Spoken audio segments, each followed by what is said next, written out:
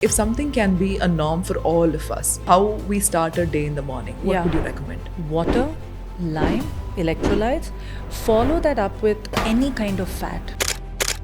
5 to 6 badam, 2 walnuts with some raisins. Soak the raisins separately because you can drink raisin water. It's very good for blood sugar control.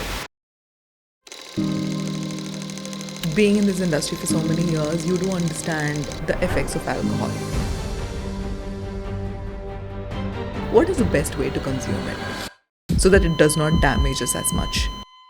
Not only are they drinking, they're eating deep fried snacks all the time. Or some people have sugar and alcohol together. And I'm like, that is the worst combination. Anyway, banana is high sugar, no matter what. But if you blitz it, it's literally like drinking a carbohydrate. That's why even for smoothies, I don't understand why people put oats in a smoothie. I'm like, why will you do that? It's like putting rice in a smoothie or a roti in a smoothie and drinking it. You don't need that kind of energy. So which means smoothies are not that good for us then. No. And what is the worst way to start the morning? Coffee. A caffeinated drink or coffee or tea or whatever it may be, first of all, your cortisol levels spike up with that because your stomach is absolutely empty and then you're putting a stimulant. It's the worst thing that you can do to yourself.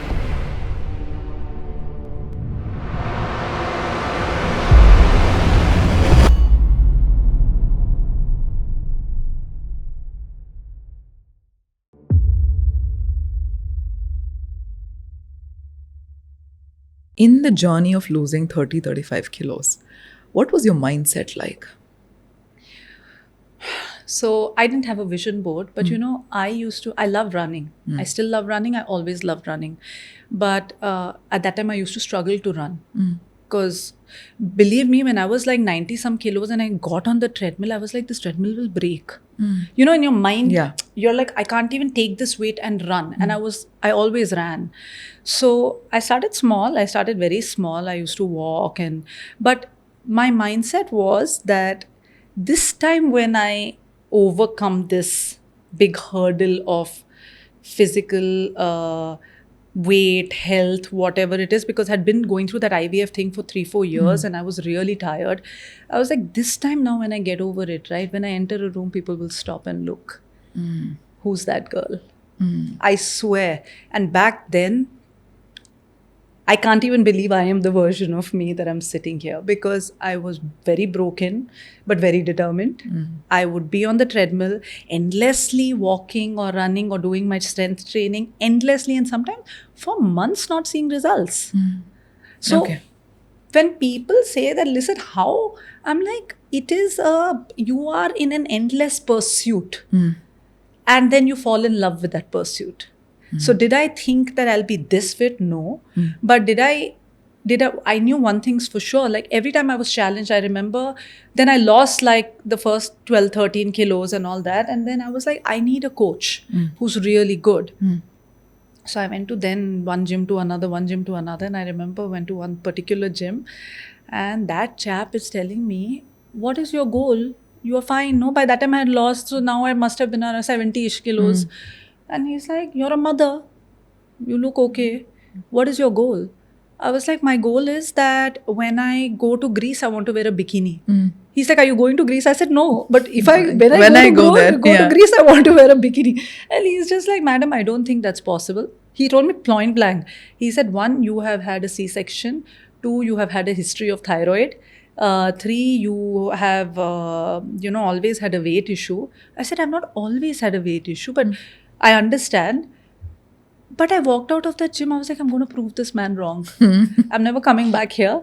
And I pretty much trained myself. I did have two really good coaches in the interim who I think came in as, those little angels that come, spent 3-4 months with me. One spent 8-9 months with me.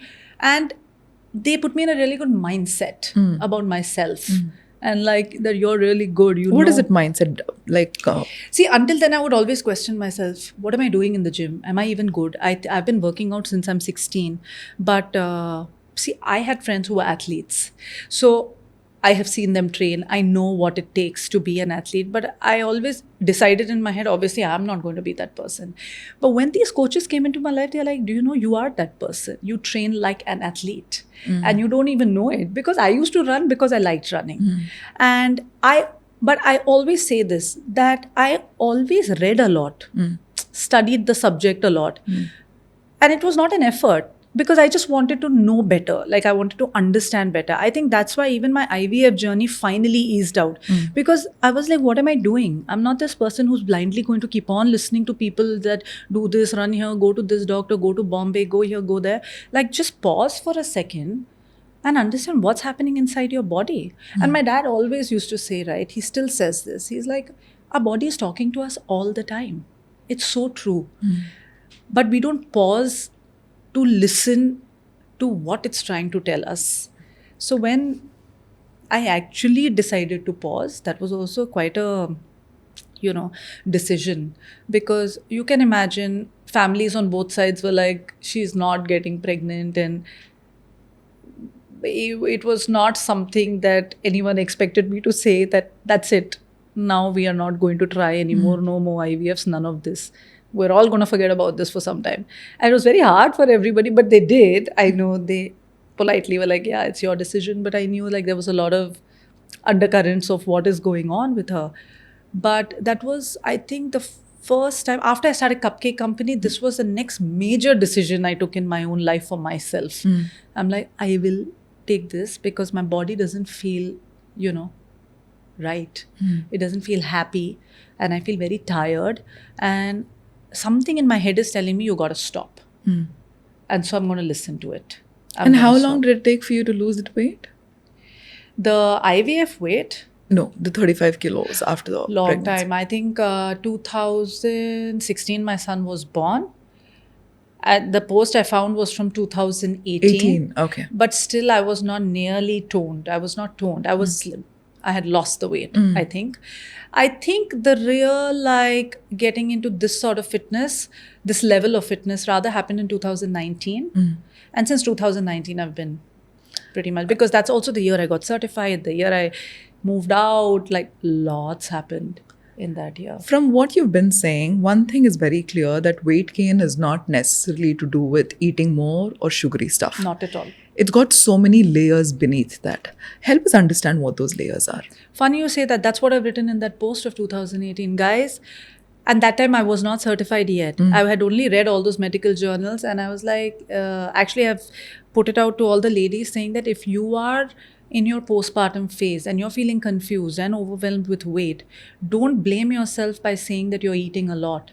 You need to go dig deeper. Is there an autoimmune condition you've developed? Have you gone through IVF? You know, what people don't talk about, women who go through IVF, almost 80% of those women end up with autoimmune thyroid.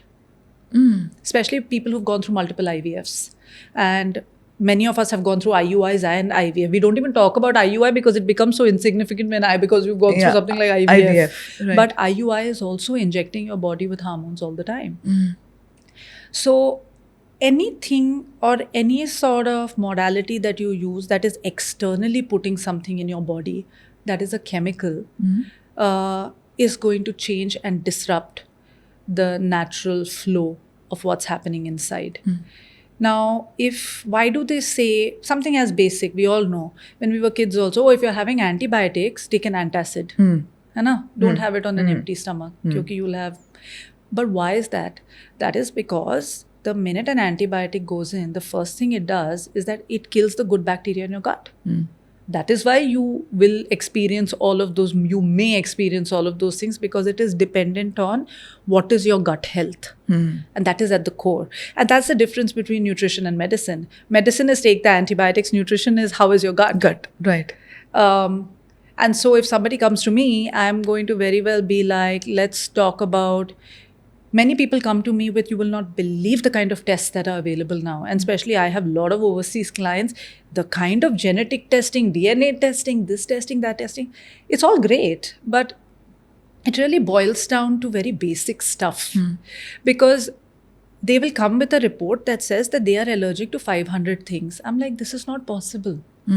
no human being is born being allergic to 500 things, right?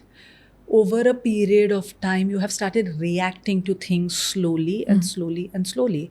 So, the basic understanding is this, that if your gut lining is permeated, meaning if it's damaged, what food you eat, some of it will make it into your bloodstream. And when that food makes it into your bloodstream, it has a multitude of effects because food is not meant to be in your bloodstream. That's how you develop autoimmune conditions.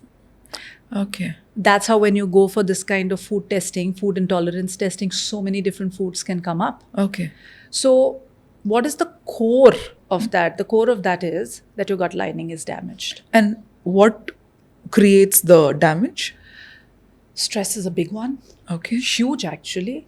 I think I myself was someone who was deeply stressed at the base of it all, right? The physical manifestation is a step two. There's an internal manifestation of how you're processing life.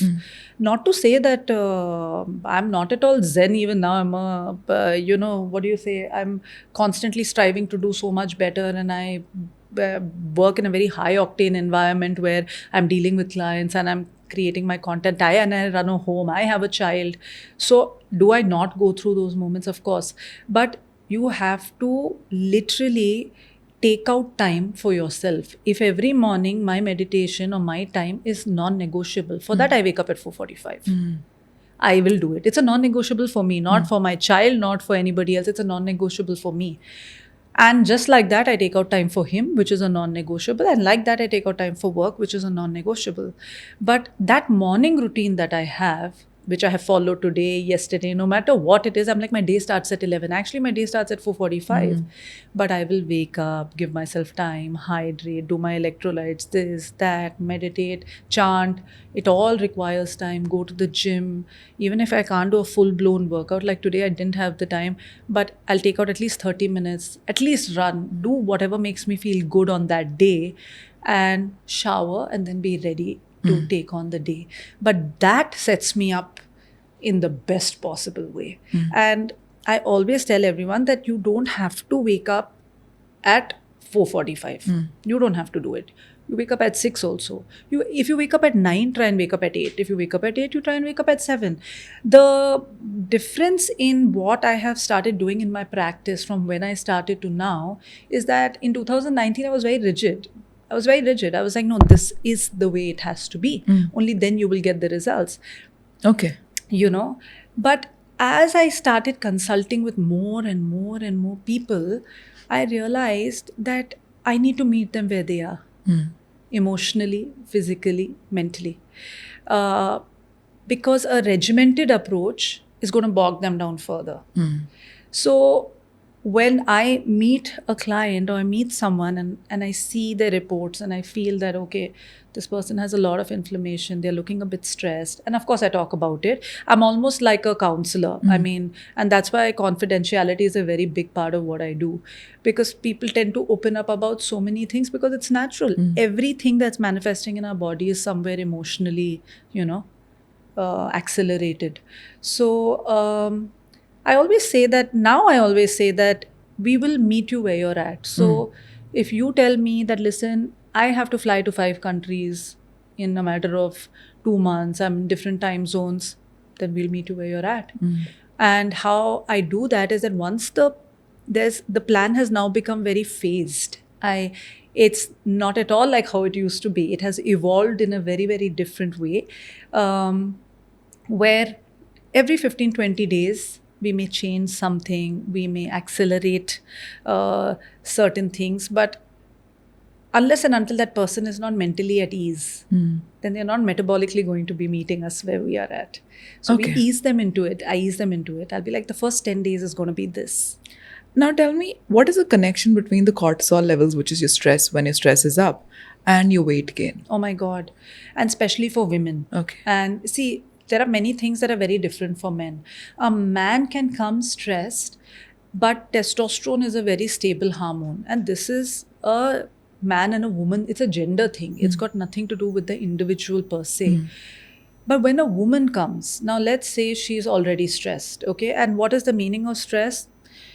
She always feels rushed in the morning. She has to get the kids ready for school. Yeah, she can have help, but she wants to be a good mom. So she's also packing, she's also dropping. She's rushing to the gym, and she's like, I will get my workout in. And dime a dozen women I have seen diligently working out in the gym and working out like crazy and only looking the same, if not bigger. Very rarely losing the kind of weight they need to lose. And the problem is that because they're already stressed, their cortisol levels are already fairly high. Exercise is a stressor. And exercise also raises your cortisol levels. But when you are already stressed and then it raises your cortisol levels further, and then the cortisol levels continue to remain high because you're stressed, you're a stressed person, you're living a stressed lifestyle, you're not taking out time for yourself, you don't meditate, or you don't do anything that will sort of relieve your mind of the stresses of life, you're living in a high stress. That means your body is in fight or flight constantly. So when if a female client comes to me and I feel that her inflammation is high, she's looking very stressed, I'll be like, for 2 weeks, let's not work out. Actually, I do that. I'm like, for 2 weeks, sometimes a month. I'm like, well, let's walk. Go for walks. We'll keep step goals. Let's make it easy. Nothing is going to happen. I promise you, you won't gain weight. If anything, you'll lose weight. But let's just walk. Okay, we'll start like that. Couple of other things that I have learned over so many years of practicing is that, for a lot of women, for a lot of people at 4 o'clock, 5 o'clock, there's like this ravenous hunger, right? Yes. And then they're like, oh my God, it's just so crazy. I don't know what to do. So when somebody comes with really high stress levels and all of that, the first 2-3 weeks, I'll be like, you know what, we'll eat really light. But for women especially, I may even reduce their carbs for lunch or give them alternate carbs like sweet potato, all that. But for dinner, I will give them carbs. And that's pretty ulta to what people say, but I have seen it do miracles. Because them not eating carbs in the afternoon or having huge portions of carbs doesn't cause that high rise and drop in blood sugar levels. So they feel kind of stable. Okay. But women who are already with high cortisol levels, high stress, they need a substantial meal in the night to sleep well. Okay. They need carbs to sleep. Okay. Because for the metabolic activity, because then again, if they don't have carbs in their body, during that metabolic function that happens in the night, their stress levels will remain high. So I give them whatever carbs I want, like rice, or if somebody likes dosa or somebody likes whatever it is that they eat in the night. Of course, dinner has to finish 2.5, 3 hours prior, yes. And what I give them is also very specific to their specific condition, but it's all Indian and it's all basis what they are used to eating. Of course, with few changes in how they should prepare it and things like that. But there's no restriction on spices or vegetables, or there's nothing fancy happening there. It's just a change in mindset. And I cannot tell you, even currently, there are 4 women who've done it. And in a matter of 2 weeks, each of them has lost about 2 kilos, if not more. And there's inch loss. But more than anything, they have all of them. Yesterday, I had back-to-back calls with them. They're like, my energy. One of them was like, I could not walk 1 kilometer without panting. Kshitija, I have done that walk 4 times. That is a win. That's the win. Because that's putting her in that mindset that, yeah, sure, I lost 1.5, 2 kilos. Yeah, there's inch loss, but I'm feeling so energetic and light. Is this something that they can do long term? Absolutely not. Absolutely not. It happens for a few weeks and then I slowly transition them, which is why when people tell me, why can't you do a plan in less than 3 months or 6 months? I'm like, how can I? Because how can I leave you after I find it very conflicting. When I started out, I would be like, okay, I'll do a 1 month plan. Okay. Now I'm like, no, it doesn't make me feel good. I feel like I'm leaving somebody in the lurch. So if you want to work with me, you have to give me minimum 3 months. I cannot leave you somewhere in between and then you will go in that whole roller coaster again. Right. I need to transition you from there, because that is not a sustainable diet. You and me both know you are not going to be able to do it forever. In 3 to 4 weeks, sometimes in 2 weeks. Sometimes that's not even the way to go for some people. But Then we need to transition you to something that's more sustainable. Then we need to see how your body is responding when we are giving you protein, fats, fiber regularly. Some people get constipated. Some people's metabolism is just too slow. They're feeling bloated. At which point can you just leave them? Right. Because it's not about weight loss. Weight loss it's happening anyway. But it is that when you finish this journey, whether it's 3 months, 6 months, 9 months, some people have been with me for a year. And for some, I feel like I am like their, moral support. So they're like, no, I'm going to stay. But whatever that journey is, you should not feel that I can't eat this will happen. I can't, if I go on this holiday, oh my God, I will. That is a very stressful place to be. Yeah. And I've been there. So I know, especially from a woman's perspective. Right. And so for the gut lining damage, the first one is stress. What else will contribute to that? Inflammatory foods, so packaged foods.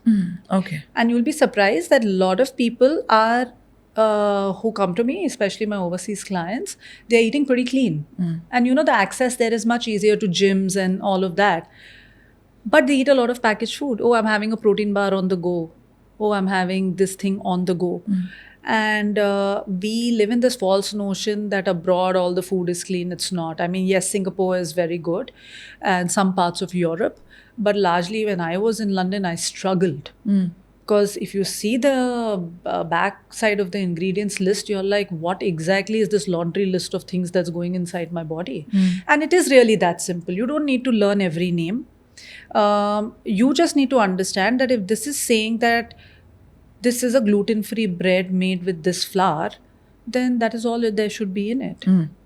But if there are a multitude of other things that you're not able to understand, then that's a problem. Because each ingredient comes with its own issues. It could be high sodium, it could be a poor quality of fat and oil that they are using, which is almost always true. And then you may be eating it every day, like a bar or a bread or something like that. No, this is gluten-free. I'm eating it every day. But that is what's causing the inflammation. And in your mind, you're eating with avocado, I am having one egg with it, but that bread itself. So it's very important to know that anything packaged that we buy needs to be very closely monitored, or you have to find a homemade alternative, which 80% of the times I recommend to clients that it's very easy. I mean, those are the kind of recipes I've developed, and that's where my chef hat comes into play, because there's this Tair Sadam, which my clients, whether India or abroad, everybody loves, because I love Tair Sadam, right? And it's high fiber, it's high protein. And when I share that recipe with them, they're like, oh my God, I can't believe. How do you make it? Okay, so this was a total kitchen experiment. I was in a hurry and I was like, listen, I need to get my veggies in and I don't have time and I don't eat much meat, even though I'm a non-vegetarian. So I grated some cabbage and I boiled it. And just on a side note, for anyone who has thyroid, you can eat cabbage and cauliflower and broccoli if you cook it well. Okay. Yeah, because the notion is that they can't eat cruciferous vegetables, but if cooked, then yes, you can eat it. It's in fact, it's very important for them to eat it. I was eating cauliflower every single day. I still do. So grate it and I boil it a little. I wouldn't say blanch, a little more than blanch. And then you know how the tadka for the Tair Sadam is with the South Curd. Indian and all of that.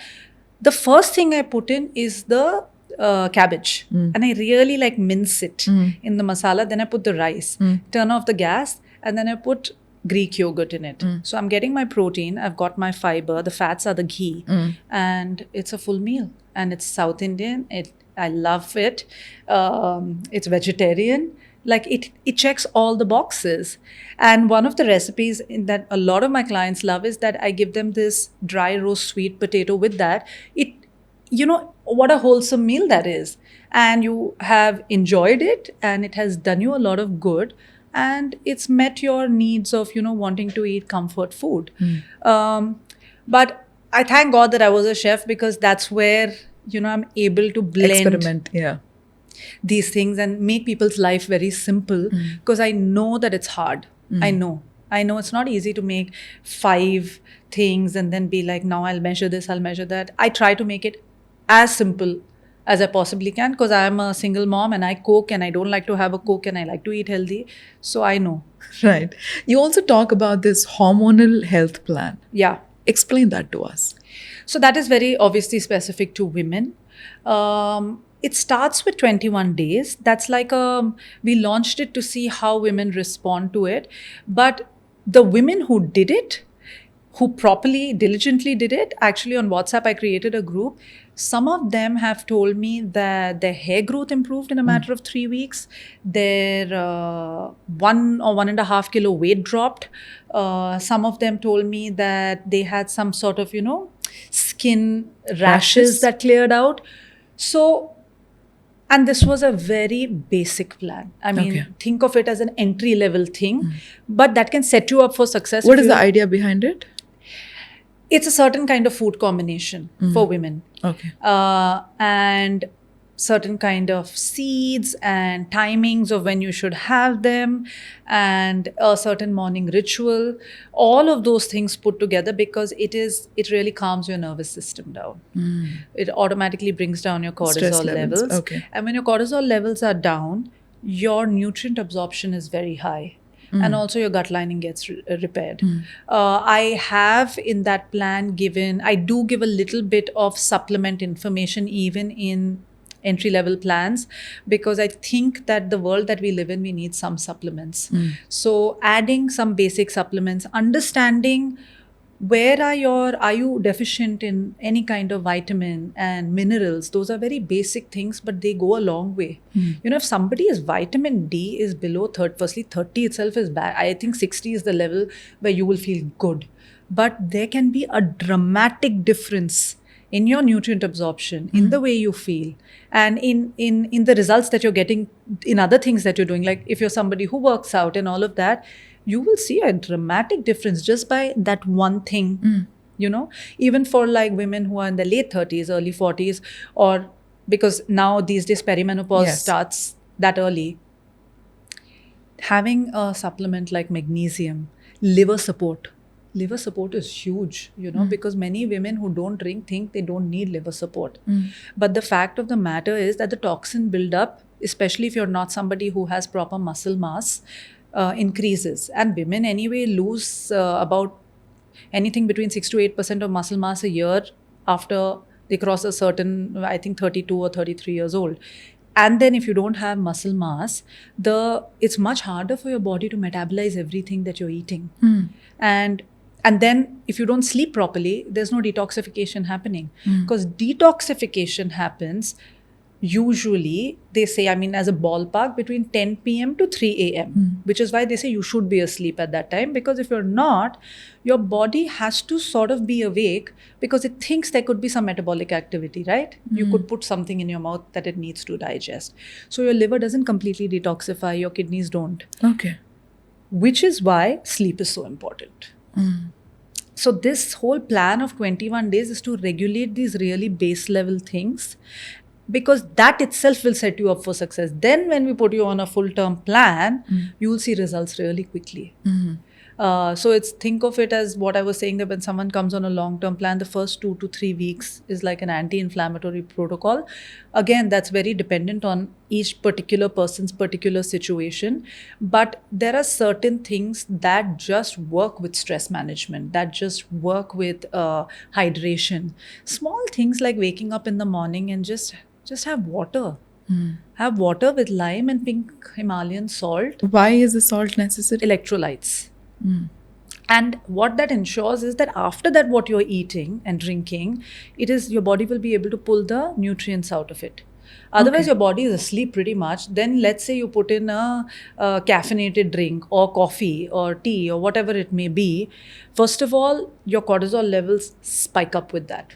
They spike up. With coffee? With coffee. Why does it happen? On an empty stomach. Okay. Because there's no layering, right? So first you hydrate yourself, put some fats in. Fats can be nuts. You can overnight soak nuts. Like now if somebody has, let's say, a particular thyroid situation, I'll give them a specific kind of nuts. If somebody comes with cholesterol, I'll be like, okay, add ground flaxseed to this mix, whatever it may be. But that's fat. They are all high in fat. So when you're having fats, when you're having electrolytes, then you have a nice protein-rich breakfast, and then you have your coffee, it's a whole different ballgame. Your body metabolizes that same coffee very, very differently versus it going into your empty stomach. First of all, it's very, very bad for your gut health as well. Okay. Because your stomach is absolutely empty, and then you're putting a stimulant. It's the worst thing that you can do to yourself. I was going to say it's like alcohol, but I'm like, no, it's not. But it is pretty bad. And are there any foods, like, because we see a lot of influencers promote saying, eat this food and your metabolism will increase. Are there any foods like that? See, I don't know how to explain. Like yesterday, I came across a post similar to what you're saying. That particular influencer is like, oh wow, I didn't know that I could mix vitamin D, ashwagandha, magnesium, and she's drinking it, and I just lost like X amount of kilos. I'm like, this is a joke. Because context of what she's saying matters. One, ashwagandha doesn't suit everybody, first of all. So a layman may have ashwagandha and then they may have some sort of stomach discomfort because we don't know what is their particular situation, and they may be like, what's wrong? Second, when you're having magnesium or vitamin D, you have to be, especially vitamin D,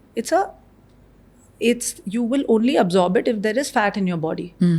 If you have not put fat in your body before that, you keep on having vitamin D, your body is not going to absorb it. Which is why many times they say, no, have it after a meal. That's why. Okay. But individually, are they really good for you? Yes. Like I said, vitamin D is actually fantastic. You need to know your vitamin D levels, your B12 levels. Those are very, very important. But is it a blanket rule? It cannot be when it comes to supplementation.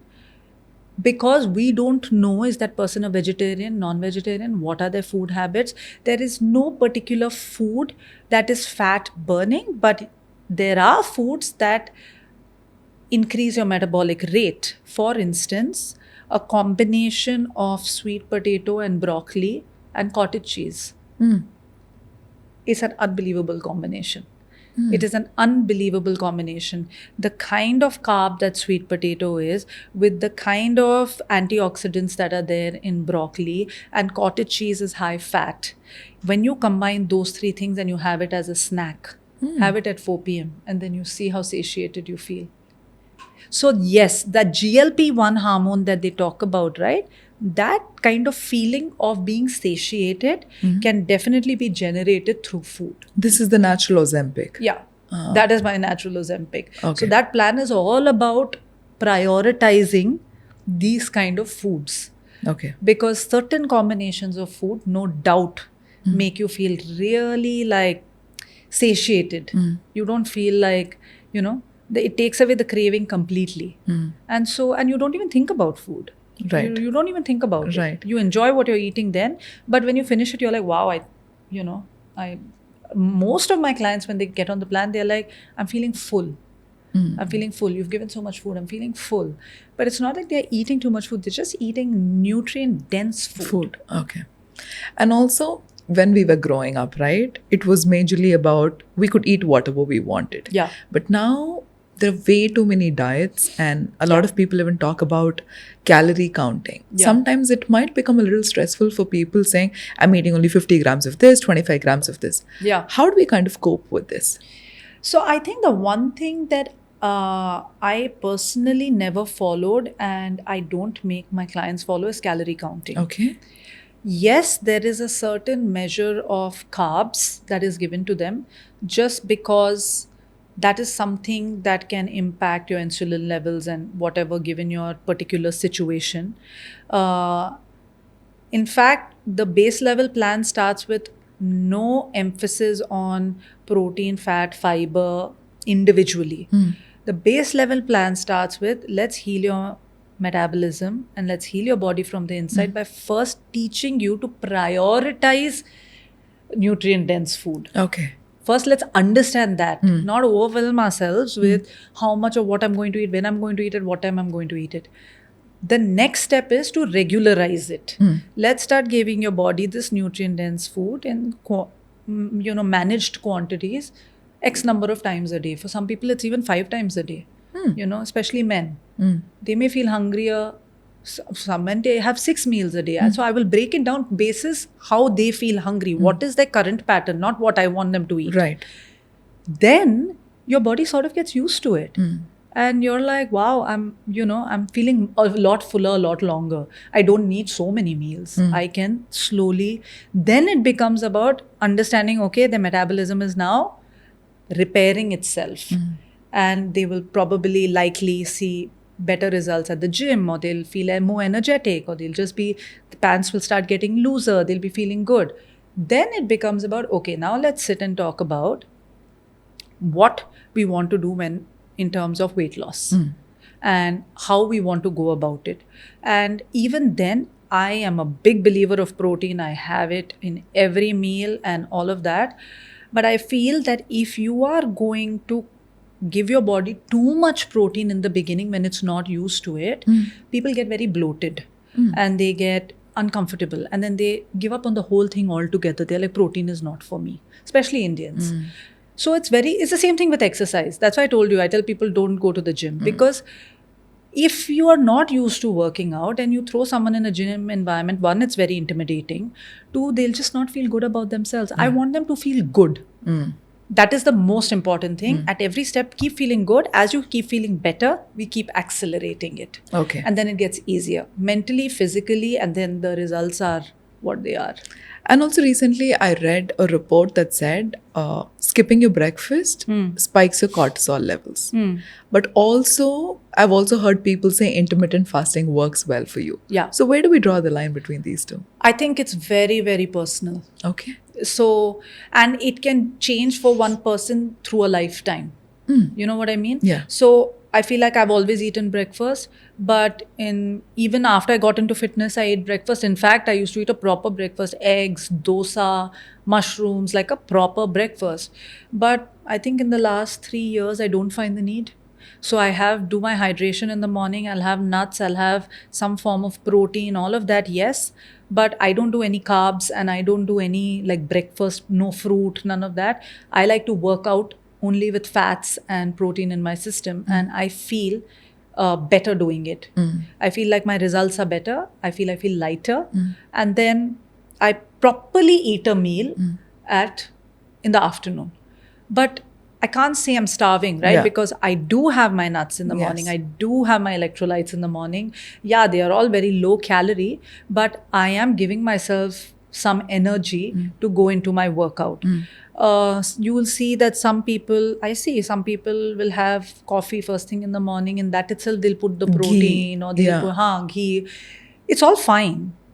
It really depends. But I figured out when I was in London and I was studying, and it was very high stress. I had left my son behind. I was very, I think mentally I was very in a torn place between being a mother and, wanting to achieve these things. I swear, when those days I used to try and work out empty stomach, or I tried having coffee in the morning, oh my God, my anxiety. So what does that go to show? That where you are in your life and how mentally you're feeling 100% has an impact on the food that you're eating, and vice versa. Right. When I'm very calm and I'm at home and all of that, nothing matters. Nothing matters. But if you put me in an alien environment where I'm not feeling that great, I notice that I will not even touch coffee, because I don't want that stimulant going in and further causing... Spiking the cortisol. Okay. So I want to keep that, so it really depends. It's very nuanced. And that's what I want to teach my clients when they're on a fat loss program. I'm constantly talking to them. They're just not left in the lurch. They're on a WhatsApp group with me, and I'm constantly chatting. Or like, I'll be like, what are you eating? Okay, how did you feel? And it's amazing to hear everybody's take on, things. So today, Kshitija, I felt this. But that day when I did this, it didn't feel like that. And then we try and figure out what is happening with them. Okay. Because it is very nuanced. And so when many times people also tell me, oh, I got a diet from ChatGPT, I'm like, sure. I mean, there is something for everyone. Honestly, for me, ChatGPT, I think, is like how Google was, right? It's just a better version of Google. So it's great. At least you're starting somewhere. But you will realize that it is so nuanced simply because of the kind of environments we live in, the kind of lives that we are living, that there's just no blanket rule. So like you said, intermittent fasting can work fantastically well for some people. And it can wreak havoc for others. For me, I only do intermittent fasting when I come back from a holiday. Okay. Because, it's been erratic. I'm on flights, and then I don't really monitor too much of anything. I anyway don't eat junk, but still you are not monitoring what you're eating. So when I come back, I'll always fast for a couple of days, and I'll really ease myself into my workouts. I don't go straight to the gym and do a 80-90 kilo deadlift.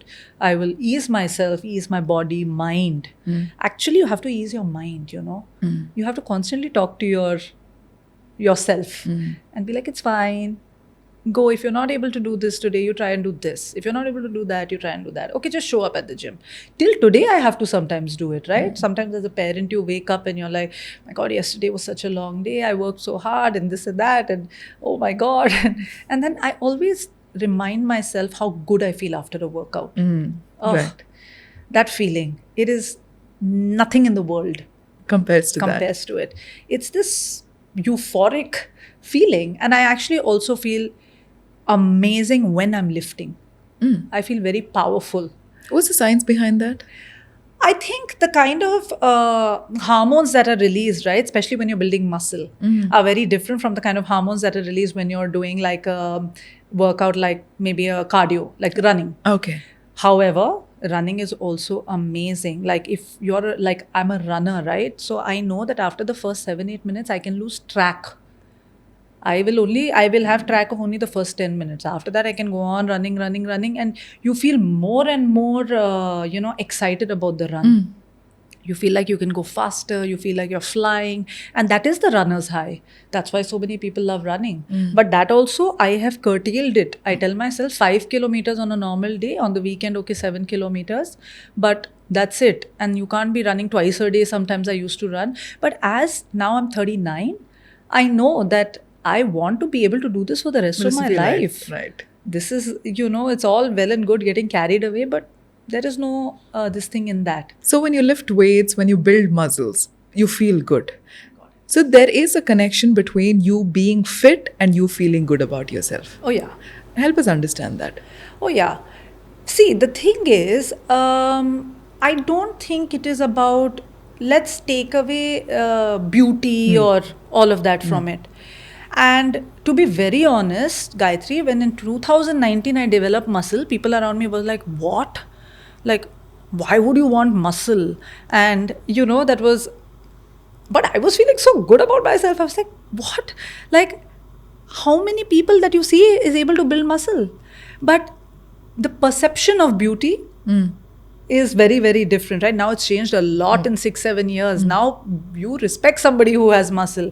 In 2019, I was sort of, there were undertones of being shamed for being manly or what will she do being so muscular or whatever. But I did it because the process of it, I was not thinking I'm going to build so much muscle or not or what. I just wanted to feel really comfortable in my body. And we have these norms of, okay, if you've had a child, you will have a stomach and that's fine if you're comfortable with it. But I was not comfortable with it. I was not in resonance with, just because I've had a child, I should be looking like X, Y, or Z. And I want to feel really confident in my skin. And my training and my discipline gives me that confidence. And I think it is that confidence that has helped me get through really tough things in life and build myself up from ground zero 6 years ago. I had nothing. Yeah. And I only had my discipline. I had my workouts, I had my training, and I had my meditation. And that has been my absolute, along with my child, I'm so blessed. My absolute anchors, my son, my training, and my meditation. I'm like, everything else is a variable. But because this is what helps me show up at my work with the tenacity that I do. And I love my work. I love talking to clients. I don't find it tiring. Sometimes I have back-to-back client calls from morning to night. Like today when I go back, I am till 8 o'clock, I will be talking to people one after the other. But I'm like, I just don't even feel tired. But yeah, if you tell me to do some boring admin work or like bank work or yes, all of that part of running a business, I find boring. And I'm still very small. So we are a very small team. But handling my clients, and every time they put a message saying, I felt so good today, or you know what, Kshitija, it's been only 1 month and our periods have become regular. Yeah. People have come to me, you will not believe, women have come to me, they have lived years with painful PMS, lumps in their periods, all kinds of very, very uncomfortable things. They have tried everything under the sun. And then when I put them on the Hormone Health Plan and then slowly transition them, in 1 month, they are getting rid of things that they have suffered for a lifetime. So for me, I'm like, there's no bigger win. There is no bigger win. And that's why I'm very invested in And every also when you client. go through a physical transformation, it's also about your mental transformation. Absolutely. How you see yourself, your resilience building up, and the same resilience is going to carry with you through every other part of your life, right? Yeah. So a lot of women want, not just women, I think it's generally people, they want their skin to be good, they want to look good. Tell us about the correlation that nutrition and exercise has with the skin health. Again, huge. Skin and dental health. You know, I hadn't gone to a dentist in a long time, and I was taking my son, and the dentist is a friend of mine, and I was telling Kabir, I said, you see, she'll tell me I have great teeth. He said, you've not gone to a dentist since COVID, you're saying you have. I said, you see, but that's the first thing that she said. Okay. And every dentist has said this to me multiple times, and the reason for that is that if you're not consuming sugar, first of all, and I consume fruits, but I don't consume sugar At all? at all. No cravings? I have no cravings. Okay, I do have a 70% dark chocolate, yes. But that's not out of craving. That is just out of sheer boredom sometimes, you know, because I finish eating my dinner at like 6 o'clock sometimes in the evening. And then if my son is watching a movie with me or something, then maybe I'll have a piece of dark chocolate. I'll have a dark chocolate. He'll be eating whatever he wants. No, he also doesn't get to eat unhealthy things, by the way. Or we'll be having some homemade popcorn or whatever. But zero cravings. Zero cravings. You know, but one thing, like I do a lot of experiments on myself. So one thing I tried, a lot of my clients love having these protein bars and I'm so dead against it, right? So I bought a bunch and I was like, I don't want to take the name of it, but I bought a bunch and I was like, now let me just have a small piece. Every day I will have at some 3 o'clock in the afternoon. Because I am so resilient and I don't even like sugar. Let's see what happens. I swear, after 4 days of me doing that, automatically at that time my body was asking for it. sugar. Yeah, for that bar. For that bar. Okay. Oh my God, I threw it all out. But can you imagine? So are you telling me I am very mentally cued in, right? My metabolism is very healthy. I am exercising every day. And yet, that's the kind of chemicals, they are made for us to become dependent on them. The fault is not ours. Okay. It is the food system. Okay. And that's a whole different ball game. I can give it to you in writing. We're from the same generation, I think. Yes, Are you we younger are. than me? But we didn't have access to so much junk. Yeah. Where did we have access? Even getting like chocolates was like a once in a while Yes. thing. And the imported chocolates were like a big deal. You went out for dinners on birthdays and anniversaries. This is not the culture that our kids are being brought up with, right? The truth is that the dependence on food back then was much lesser. I don't think we thought about food in that way Yes. at all. Yes. I don't even remember It was thinking majorly about homemade food. exactly. It was like, what is mom making today or whatever. Going to a restaurant in itself was a big deal. Yeah. Exactly. So now the food system is so different. To enhance food flavors, artificial flavoring, sodium levels are so high. There are hidden sugars, there are chemicals, and these are, I don't know how they have certified them as food grade. Because quite honestly, the more I research on it, and I'm quite obsessive about labels, the more I'm shocked. I'm like, people need to stop caring less about calories and more about the chemicals. See, they will choose something that's low in calorie, but they can't understand the ingredient list. I'm like, you may as well buy something that has 50 calories more, but you can understand all the 4 things that are in it. Okay. You know what I mean? Yeah. Because if somebody is saying, okay, this particular laddu has sattu, it has dates, it has ghee, it has almonds. Okay, one laddu is whatever calories it is.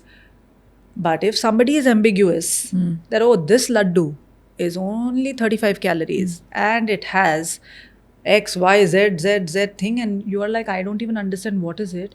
You 100% should go for the one that has ingredients you understand, because whether it's sattu, whether it's ghee, whether it's almonds, whether it's dates, each of it is nutritionally dense. It is bringing in nutrition into your body. This is bringing in chemicals into your body.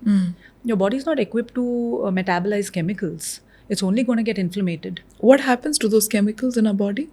Well, basically, that's what goes and disrupts your gut lining, right? Okay. Because your body does not know how to metabolize something that is, it's literally, when people say, honestly, there is no comparison between consuming alcohol or whatever. I myself consume alcohol in moderation. But what I'm trying to say is that when we talk about alcohol, like today in the morning, I saw a post that said that, do you know, being sedentary and the kind of sedentary lifestyle that right now people lead is as good as smoking 10 cigarettes a day. Those are facts. Because when you're not getting up and moving, I was reading a study that maybe 40 years ago, the average human was walking 25,000 steps a day. Whoa. Okay.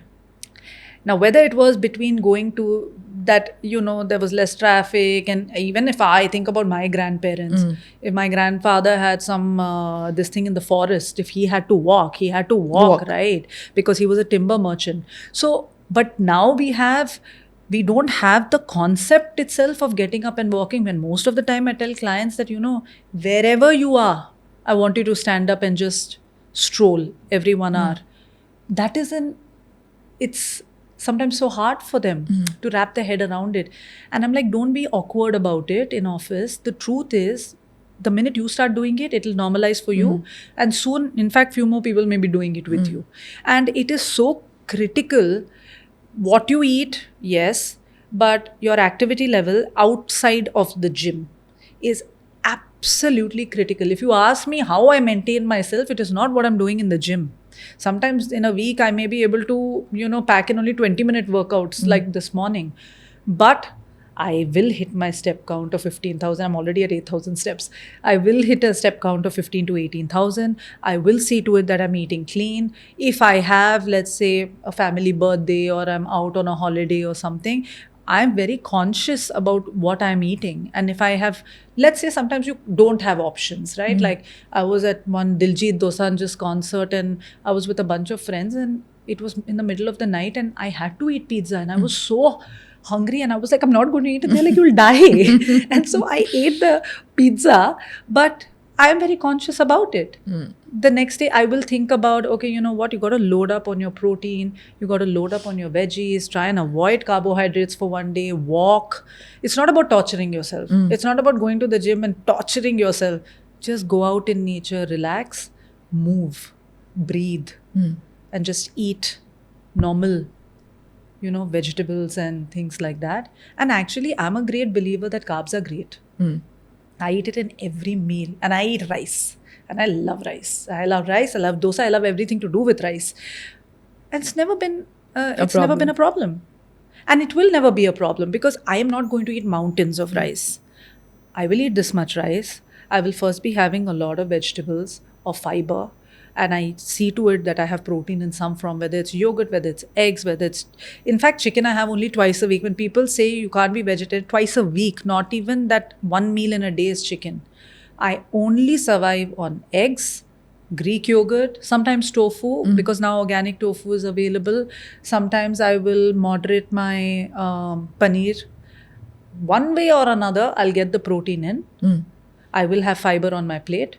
And I always have carbs. Unless I have, you know, been forced to eat something that I don't like, or I feel that the calorie consumption on a holiday has been too high, I never cut out carbs. So somebody who's listening right now and they want to get off sugar, Yeah. how many days does it take for them for the withdrawal symptoms to just fade off?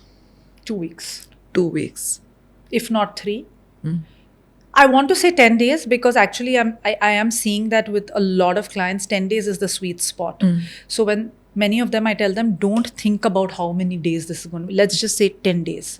And actually, that's a really good timeline. So 10 days, no sugar.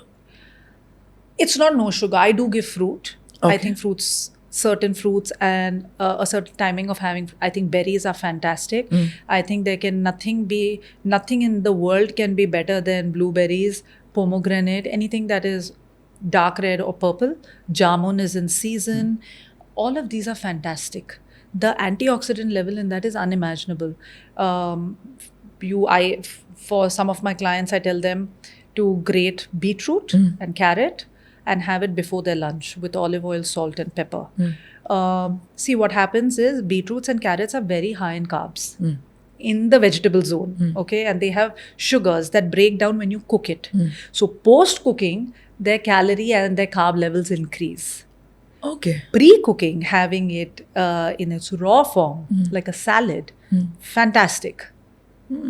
Bananas, for instance, I want everybody to hear this about bananas. I love bananas. My son has bananas every day.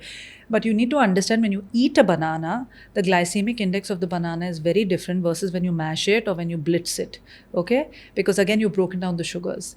And the calories of a banana and the way it's absorbed in your bloodstream is very different. And the minute it goes in, your sugar levels spike. But when you eat it, it's very different. Yeah, because you're chewing it. Okay. One, it's also retaining the fiber. Two, your own saliva is getting, emulsified with the food. That's a whole different experience for the body. Okay? And just blitzing something and drinking it is a whole different thing. These are such crazy hacks. They are crazy. Yeah. And you know how I use it for my young clients who come to me, like athletes, or even my son who plays football every day. Because these kids have crazy activity levels and they need that energy 1 hour or 40 minutes before his football session. And this, even my some of my clients' son, he's now in Spain, who plays tennis. I've done this throughout the board with all the kids who come to me who play sport.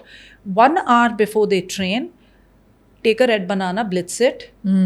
Okay, put some nut butter in it, put a little bit of yogurt in it, cinnamon, all of that, and give them 1 glass of that for energy. And if you don't have the time to do any of that, just take a banana, chop it, put some honey, put some cinnamon, and just give it to them because they need that energy. But here, a sedentary adult sitting and having the same thing, if the mother says, okay, I'll also have half of a shake, it's mayhem. Because for her, consuming that kind of calories in that form is going to be absolute wreckage. So, which means smoothies are not that good for us then? No. Okay. They're not. They're not. Now, if obviously, having said that, if you're having a protein smoothie like I have one every day, I will blitz it only with water and I drink it. Okay. That's it. There is nothing else in it. Because adding nut butters, fruits, all of that just puts the calories through the roof. If you really want to eat, then eat it. Take a bowl, put some Greek yogurt in it, put some berries in it, put a little bit of drizzle, a little bit of nut butter and eat it. And that's a whole different thing because there you've had protein, little bit of fat has gone in, you've chewed it, there are antioxidants from blueberries, whole different thing. Throw all of that in a mixie. On top of that, people will put spinach and they will blitz it. But I did a reel and on this, I'm like, spinach is so high in oxalates. If you don't cook it, that can cause you kidney stones if you're going to have a green juice every day with raw spinach in it. You want to have spinach? Blanch it. Cook it a little. But this is the problem with half-baked advice, right? Somebody is standing and making a smoothie and putting raw spinach in it. And I'm like, you don't realize. You may be doing this and maybe you're doing it and you also don't know that you cook the spinach. And then how it impacts you is a whole different thing. And therefore I say that it's very, very, very nuanced. And how something that can be so good for your child can be really bad for you. Yeah. Give us more hacks like this, like the banana hack. I also saw something on rice. Oh, yeah. Oh, that's an amazing hack. And it's true. Okay, because my ex-husband is diabetic and he's sometimes my guinea pig for these things. I'll be like, okay, check the sugar, what happens? 2 hours later, what has happened?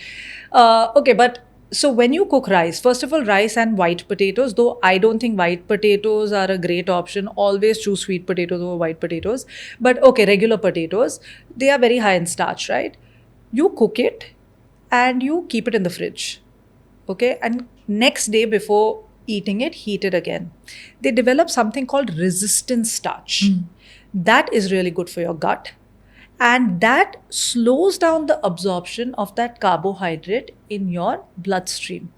So the glycemic load of that becomes quite low in comparison to eating hot rice that's coming off. But now if you're cooking rice and you put half teaspoon of coconut oil in it, I think there is something in the MCTs, right, that works with the starches of the rice. And there can we measure that how have the calories gone down? No. What I can say is that the glycemic load is lower when you eat, because 2 hours later when a diabetic will check his sugar, he will know that the spike has been dramatically low. Okay, so basically we add half a teaspoon of coconut oil while cooking it. Okay. Like in the water. So it reduces the spike. Yeah, the glycemic load. Okay. It's the same thing with the banana. Because it has fiber, because you're chewing it, you're reducing the glycemic load. Anyway, banana is high sugar, no matter what. But if you blitz it, it's literally like drinking a carbohydrate.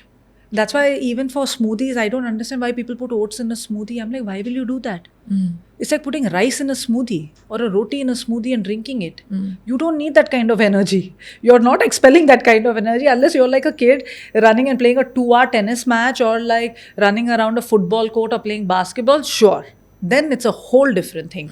I have diabetic clients who are marathon runners and who insist on being marathon runners. How we deal with their sugar levels is a whole different ballgame, and it's monitored very, very closely. But a normal person who's barely hitting 5,000-6,000 steps a day, if they start having these kind of smoothies that have nut butter also, this also, that also, where will your sugar level go? Then you wonder that, listen, but I'm eating healthy. But that's the problem. It's not each ingredient, that those ingredients are healthy individually, but how you bring food together in a plate. Like I always say that the South Indian diet is great. Think about it. There's always in a poriyal, there is always grated coconut, which is a good fat. Okay. Or there's the tempering also happens in some sort of a oil or ghee, which is of good quality, right? And then there's a lot of poriyals, which is fiber, or there are a lot of greens like keeres, which are again really good for you, and they're cooked, they're never raw. Yeah. Okay. And then you have it, usually a lot of South Indian meals end with curd rice. Yeah. Amazing probiotics. You have to understand that the science behind how our ancestors ate, there was something to it. That is why they ate the way they did. I think the difficulty comes in the evolution. The food system has changed. The quality of products have changed. Our lifestyles have changed. The quality of our lives are completely different. Our stress levels are different. So what I try to do is adapt what is natural to a person's family system and food system, but to what their current lifestyle is and what they can manage. So when it comes to food, it is better for us to adapt to what the family culture, all of that is. Yeah. But keeping that aside, if something can be a norm for all of us, Yeah. how we start a day in the morning, what Yeah. would you recommend? I tell everybody, water, lime, electrolytes, follow that up with, like I said, any kind of fat. But like if it's going to be badam, soak it overnight. Many clients, I say 5 to 6 badam, 2 walnuts with some raisins. Soak the raisins separately because you can drink raisin water. It's very good for blood sugar control. And then eat the raisins, about 5 or 7 raisins, and peel the almonds, eat the walnuts, and you have created a really stable place from there, because good fats have gone in. You have stabilized your blood sugar levels. You have also hydrated your body in the morning. It is dehydrated in the morning after all the internal functions of it all night. So hydrate it. It's just like thinking about a dehydrated, those face towels, and when you put water in it, how it opens up. That is the truth. Your body is completely parched from the inside in the morning. So start your day with at least 1 or 2 glasses of water. And now here again, don't have liters and liters of water first thing in the morning. That corrodes your gut. Okay. You have to have 1 or 2 glasses of water. I always say 1 big glass. That's a great way to start. After that, go by your thirst. Water plus lemon and pink salt. Pink salt. Okay. The pink salt is? Electrolytes. Okay. And the lime is obviously vitamin C. And water will keep you hydrated. And what is the worst way to start a morning? Coffee. Empty stomach, coffee. Empty stomach, scrolling and coffee. Which I think is many people. Yes. You know, I sometimes randomly meet people and they'll be like holding a coffee and they'll be, I ate in the morning. I'm like, I said, I like how I'm the matron of don't have coffee in the morning on an empty stomach. But really don't. You will thank me for it. You know, one of my friends, she messaged me. She's on a holiday and she's like, you know what? I actually didn't have coffee for 2-3 days and I'm feeling really good. And here's the thing, I'm a coffee drinker. And like I said, I have noticed and have understood how to regulate my coffee intake. If I am feeling stressed or I have a big day ahead of me, I'm not going to dunk coffee down my throat. But if I'm relaxed, I'm sitting in office, I've had a good breakfast, had a good workout, I will enjoy my coffee with my work. Oh, okay. And now those are cues only you can pick up, or when anybody is on a plan with us, when she stop, you know, when he or she are telling me how they are feeling, I'll be like, okay, let's cut this out and see how you feel. Let's not have it at 9 a.m. Let's have it at 4 p.m. and see how you feel. And just doing those changes makes a big difference in their life, because why would anybody think that something so small can make such a big difference? Huge. So, I mean, being in this industry for so many years, you do understand the effects of alcohol. Yeah. But you do enjoy alcohol at times, just like so many people who are watching it right now. What is the best way to consume it so that it does not damage us as much? Okay, so I always say that decide how much you want to drink before you step out of the house. Okay, first of all, see, I have three months when I won't touch it. And so like last year, I didn't touch it for 9 months. And there were 3 months that I, you know, somewhere in between, when I break it, then maybe for 1 month, then I'm like, I don't like it and I go off it completely. So I think most of the year, sometimes I don't. And on best friends' birthdays and all of those things, I will. But the point is that if you don't decide how much you want to drink, then your sense of comprehension is out of the window very quickly. Not just you, anybody. So pause your drinks with water, because that helps you slow down. So like, have a drink, then have a glass of water, have a drink, then have a glass of water. Before you step out, really load up on protein and fiber. I will always have, sometimes I'll order a chicken tikka from outside if I'm, you know, tired to work and cook for myself, and I will make a salad at home. And like I said, the salad doesn't have to be any fancy lettuce and all that. It can just be what cucumber and all that is there. Whatever cucumber, carrot is in the fridge, cut it, have it with yogurt, have a little bit of, I have chicken, you can have eggs, you can have Greek yogurt, whatever. And basically fill yourself with the good stuff before you step out. What this does is, not only does it control your alcohol consumption, it controls all the other snacks that are coming along with that alcohol. I see a lot of people, not only are they drinking, they're eating deep fried snacks all the time. Now, deep fried snacks are so bad, and so is alcohol. And then when you combine, or some people have sugar and alcohol together, and I'm like, that is the worst combination. In fact, I did a story a few weeks ago. I was like, I know, ladies, sometimes you want to unwind over the weekend. Don't choose to have sugary cocktails. That'll set you back like nothing's going to set you back, because you're literally having a liquid dessert with alcohol in it. It's literally that bad. Choose an alcohol that is low on sugar. Decide how much you want to drink and go and enjoy yourself.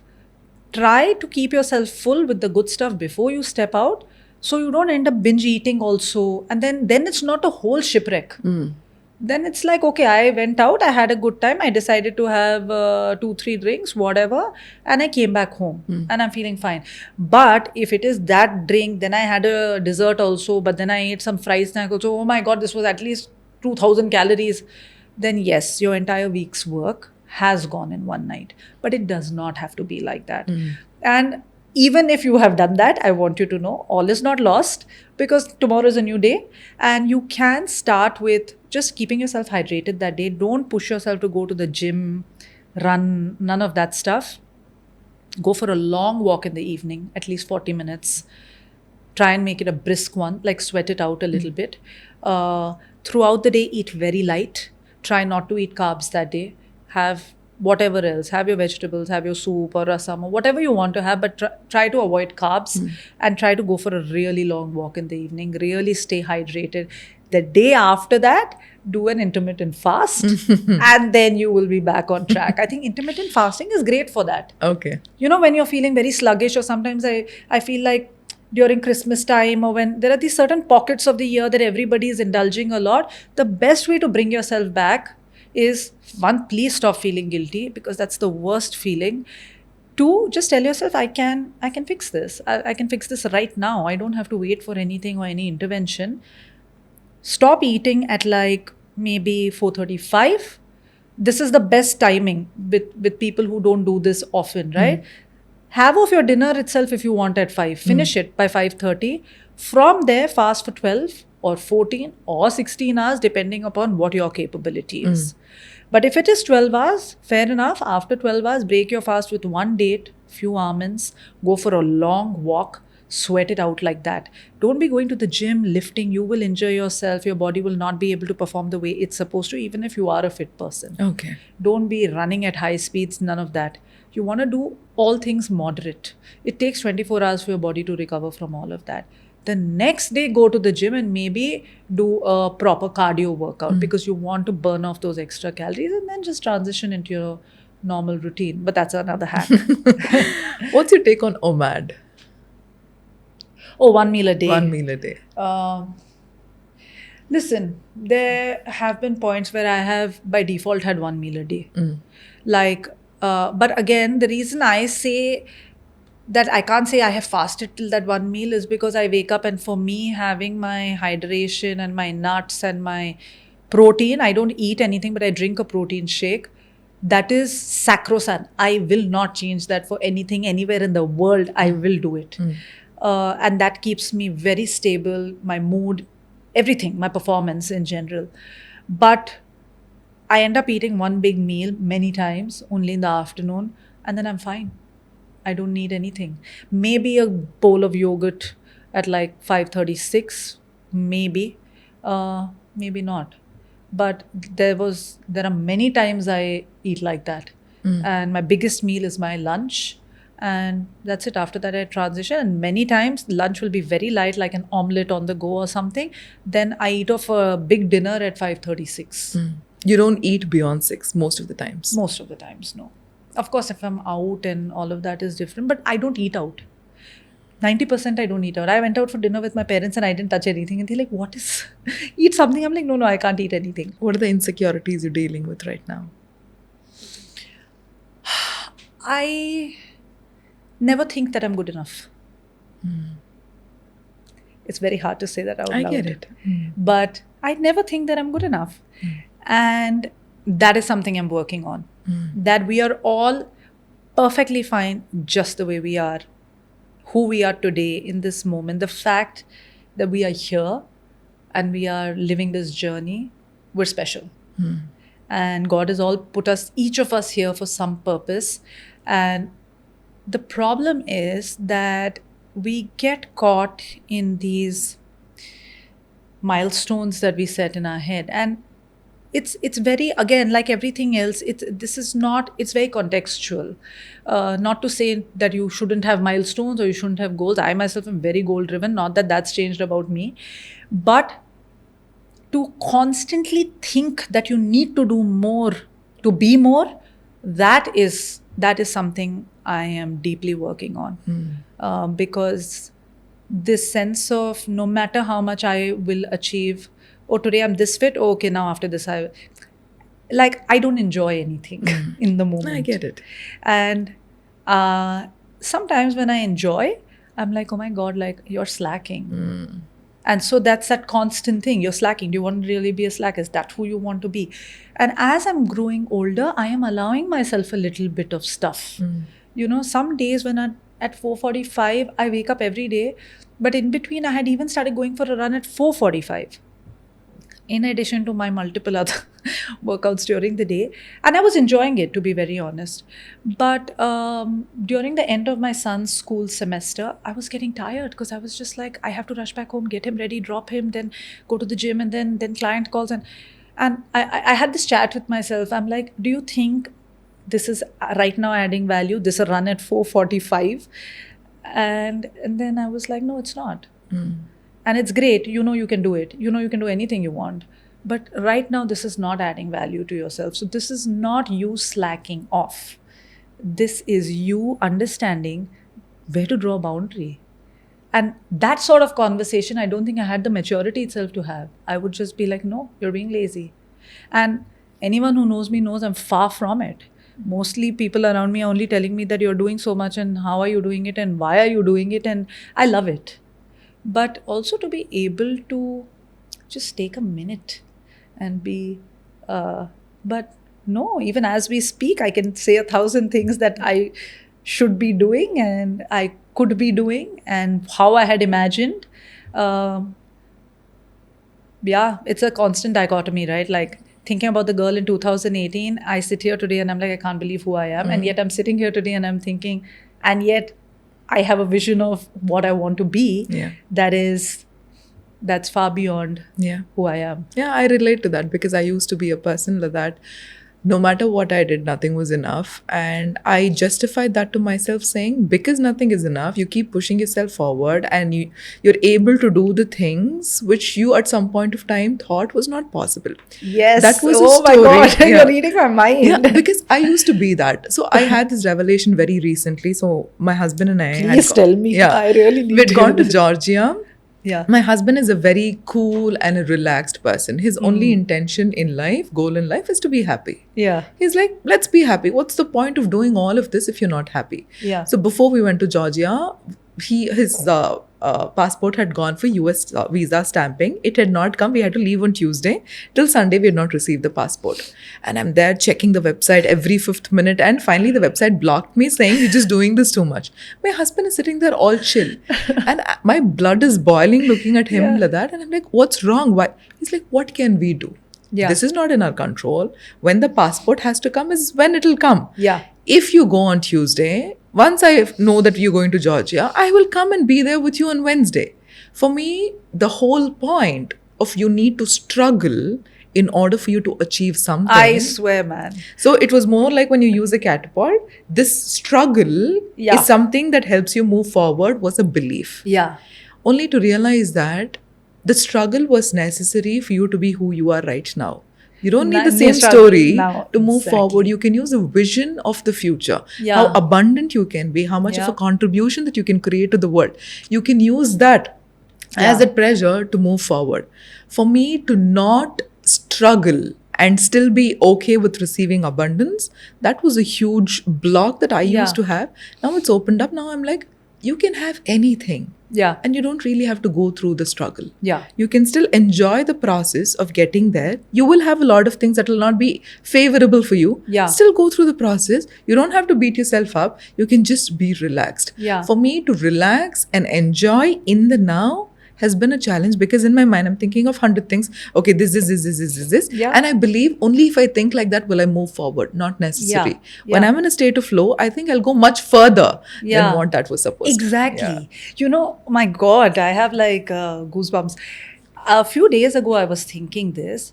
I was like, okay, you have all these goals and, you know, and I have these moments, I'll really pull myself down mentally. I'll be like, but you know, like what you imagine and what are you doing? And I sat with myself and said, what else can I do? Meaning, what can I do beyond this? Yeah.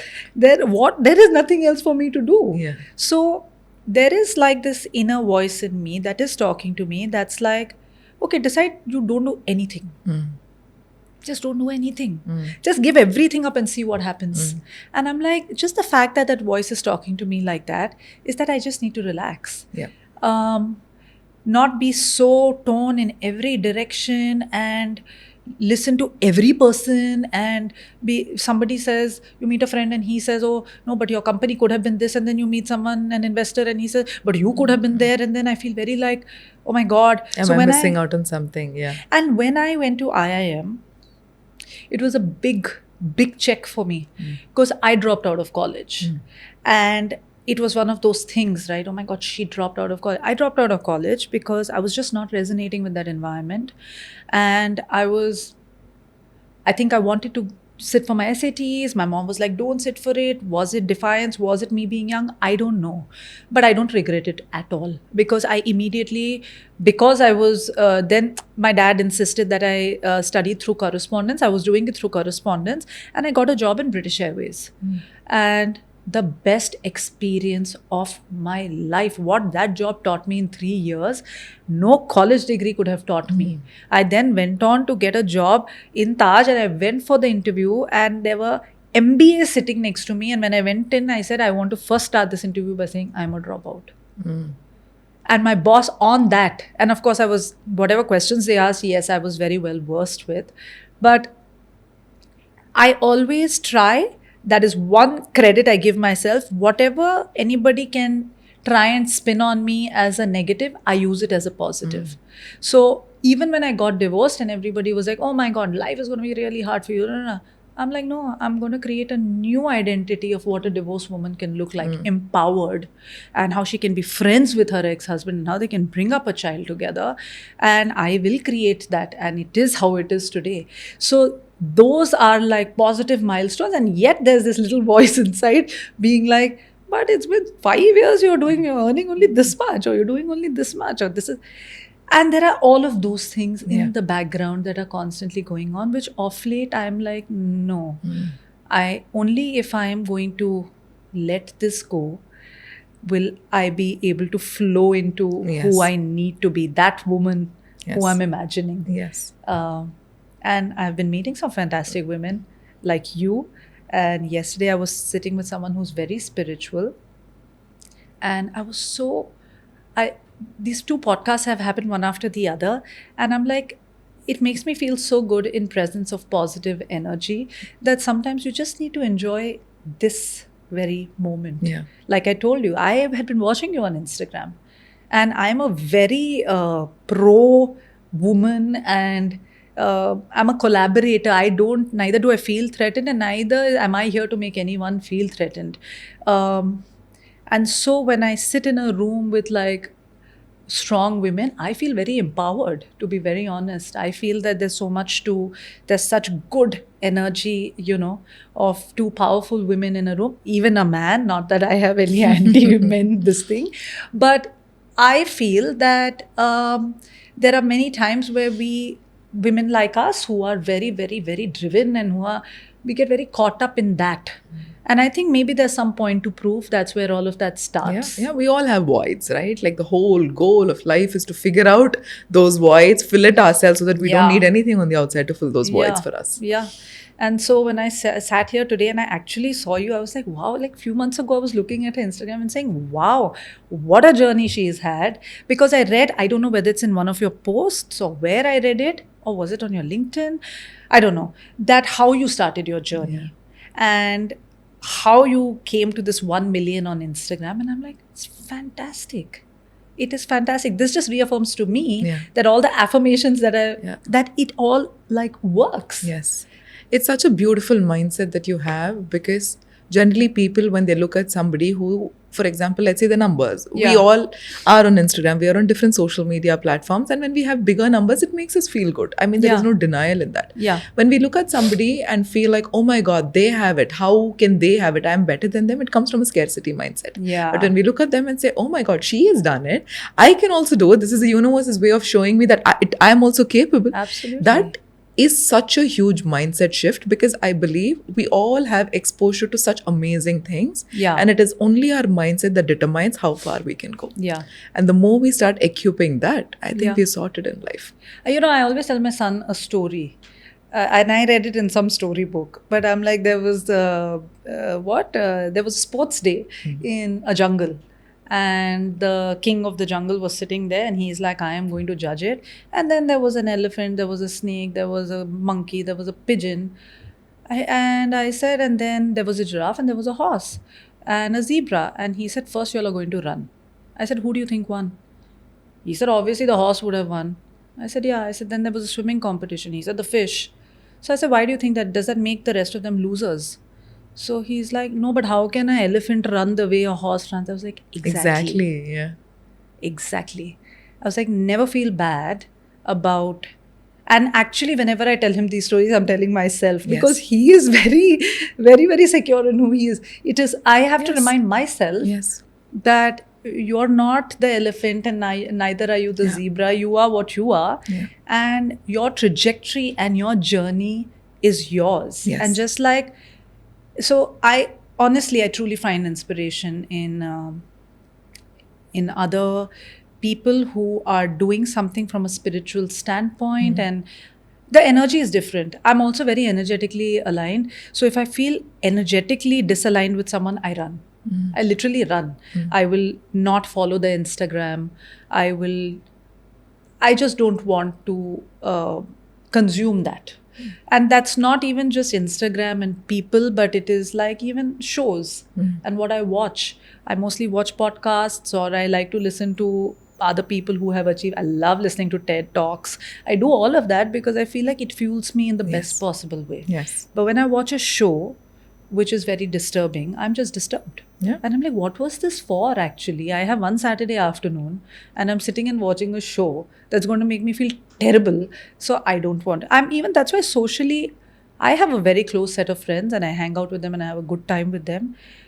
But you will not find me just on a Saturday night somewhere or just at a party somewhere socially. I have become an absolute recluse because it's peaceful for me like Yeah. that. I find my peace in it.